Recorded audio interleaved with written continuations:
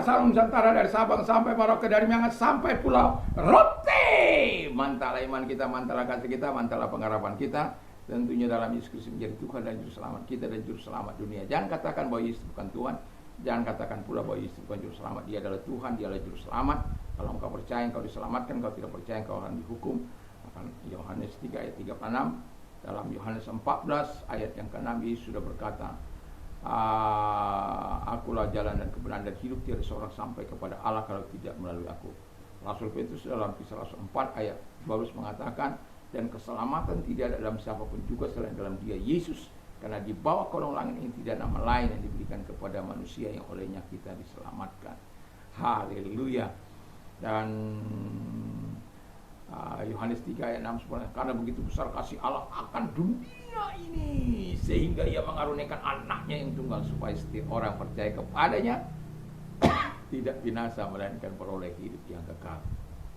Dengan hati percaya engkau dibenarkan, dengan mulut mengaku engkau diselamatkan. Puji nama Tuhan. Kiranya Tuhan membuat kita di malam ini dengan rileks hati kita mendengarkan firman Allah. Kiranya Tuhan memberkati. Puji nama Tuhan. Dan sebelumnya kita berdoa. Terima kasih Tuhan, biarkanlah berkat-berkat kami peroleh dari ketika kami melekat pada Tuhan. Di dalam nama Yesus kami berdoa dan bersyukur. Haleluya. Amin. Saya akan bacakan Mazmur 91 ayat yang ke-14, 15, 16. Sungguh hatinya melekat kepadaku, maka aku akan meluputkannya, aku akan membentenginya, sebab ia mengenal namaku. Bila ia berseru kepadaku, aku akan menjawab. Aku akan menyertai dia dalam kesesakan. Aku akan meluputkannya dan memuliakannya. Dengan panjang umur akan kukenyangkan dia, dan akan kuperlihatkan kepadanya keselamatan daripada aku. Puji nama Tuhan. Berkat-berkat yang diperoleh ketika kita melekat pada Tuhan. Judulnya agak panjang. Sebenarnya berkat-berkat yang diperoleh ketika kita melekat pada Tuhan. Haleluya. Jadi dari pembacaan di situ kita bisa melihat bahwa saya sudah menerangkan bagaimana Oheb atau Ahab itu. Makanya saya memanggil istri saya Ahabi, cintaku. Jadi Ahabi itu, dan bahkan usahanya dibikin Ahabi. Ahabi, mantap itu. Nah, jadi kita sebagai orang yang percaya bahwa kita mencintai Tuhan dengan tulus, Tuhan tahu itu semua. Jadi mengenal Allah, Tuhan tahu. Apakah engkau mengenal Allah atau tidak, Tuhan tahu. Kita bisa bersandiwara, kita boleh bermain sandiwara, tetapi jangan di hadapan Tuhan. Kalau di hadapan Tuhan kita bersandiwara, rugi sendiri.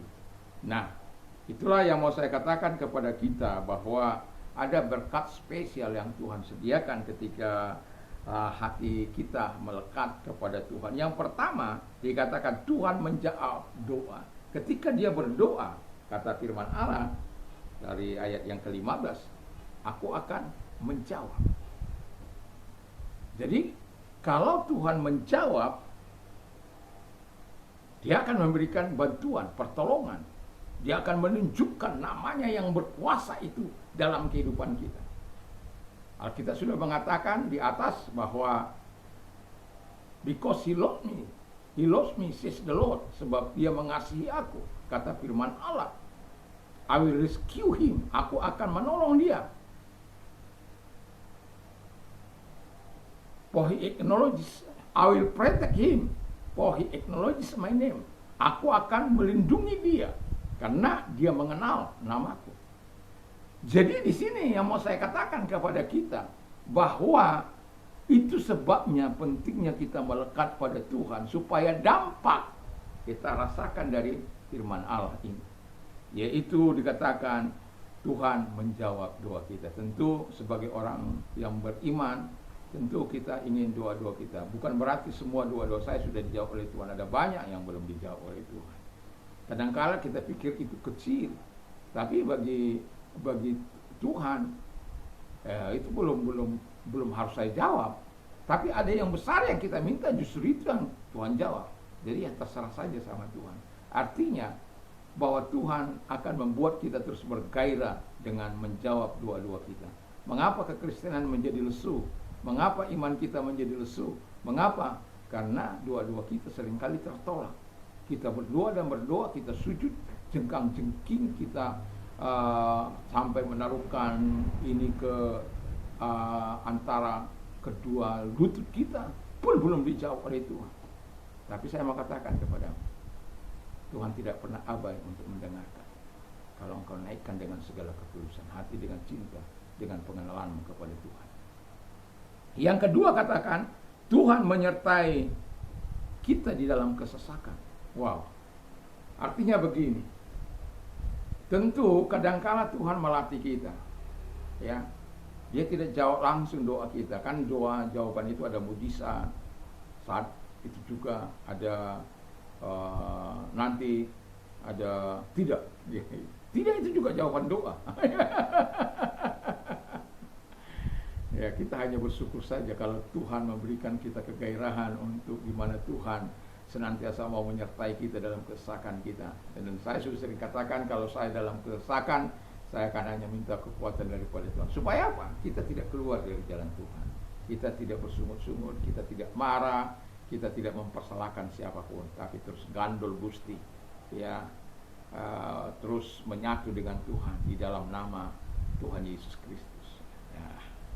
Jadi ketika kita dalam kesesakan, kita butuh bantuan Tuhan. Karena dalam kesesakan kadangkala kalau orang tidak kuat, itu menjadi stres, depresi, kemudian jalan-jalan mulai ngomong sendiri, ngelantur ngomongnya. Ya, saya sudah melihat ada seorang, udah berapa waktu yang lalu saya ketemu lagi. Sebenarnya saya sudah ajak orang ini untuk menerima Yesus, tapi tidak. Sampai hari ini dia terus berjalan, sudah ya mungkin puluhan tahun, ya. Dan saya pernah mengajak dia untuk, tunggu dulu. Beberapa waktu yang lalu saya ketemu dan saya memberkati dia. Dan saya prihatin karena apa? Dia masih tetap menyimpan kebencian, sakit hati dan lain sebagainya. Masih cerita yang lama, ya, masih cerita yang itu saja terus. Tapi saya mau katakan supaya dia bisa mengampuni. Ya, kemudian saya memberikan dia ongkos dan makannya untuk pulang ke tempat dia. Yang mau saya katakan kepada kita adalah Tuhan menyertai kita dalam kesesakan kita, supaya kita jangan sampai meninggalkan Tuhan. Lalu kemudian Tuhan memperbaiki kita dan memuliakan kita. Haleluya. Saya melihat dalam kisah Mazmur 50 ayat 15, berserulah kepadaku pada waktu kesesakan, aku akan meluputkan engkau dan engkau akan memuliakan aku. Kenapa ayat ini berbeda? Aku akan meluputkan engkau dan aku akan memuliakan engkau. Wow. Sampai Tuhan memuliakan kita. Karena apa? Kita mengasihi Tuhan, kita mencintai, kita melekat kepada Tuhan. Dan itu sebabnya dia memuliakan kita. Bukan hanya sekedar minta kepada Allah. Dan dia melepaskan kita, tapi dia juga kita dimuliakan. Haleluya, puji Tuhan. Jadi bangga melekat pada Tuhan. Dan banggalah bila berkat-berkat ini datang kepadamu karena engkau melekat kepada Tuhan. Ada pengalaman bersama dengan Tuhan yang bisa kau ceritakan kepada anak cucumu, kepada generasimu atau kepada umat, teman-teman dan lain sebagainya. Dan terakhir, Tuhan memperpanjang umur dan memberikan keselamatan. Ya, puji nama Tuhan. Jadi Tuhan memberikan panjang umur dan memberi keselamatan. Saya hanya minta 120 tahun aja.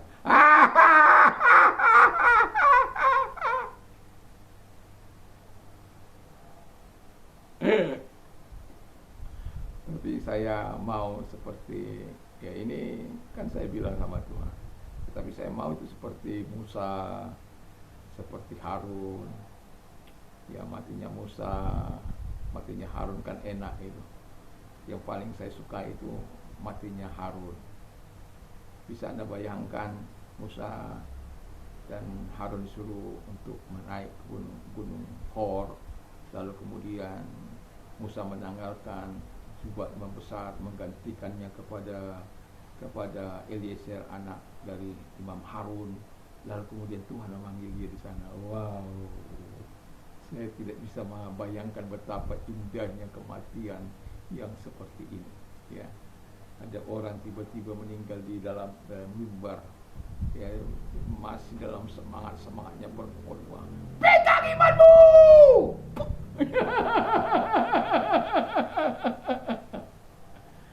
Ya, ada kesalahan yang dilakukan oleh Harun dan Musa sampai menghantar mereka tidak bisa mereka melihat tanah, tidak bisa memasuki tanah perjanjian. Tapi itu sampai batas itu. Kalau keselamatan tetap akan mereka terima. Itu karena apa? Ada orang-orang yang tebal, keras hati, tegar tengkuk, keras kepala, yang mengakibatkan Musa murka. Yang seharusnya Tuhan suruh itu peristiwa Meriba, Masa dan Meriba itu. Ada perkolakan di sana, ada pemberontakan di sana, ada Tuhan marah di situ karena Tuhan berkata kepada Musa, engkau tidak menghargai kekudusan.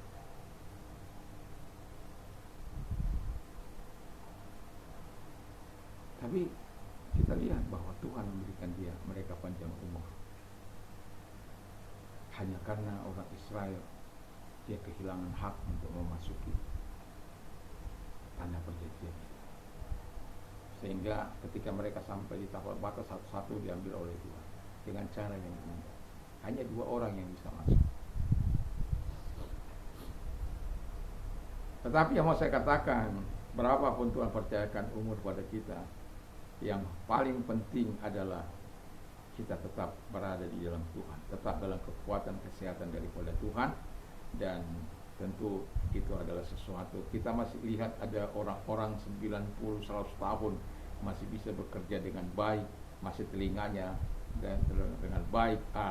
Itulah mantap itu ya, masih bisa membantu studi masih bisa masak, masih bisa bekerja. Wah, luar biasa itu. Terpujilah Tuhan.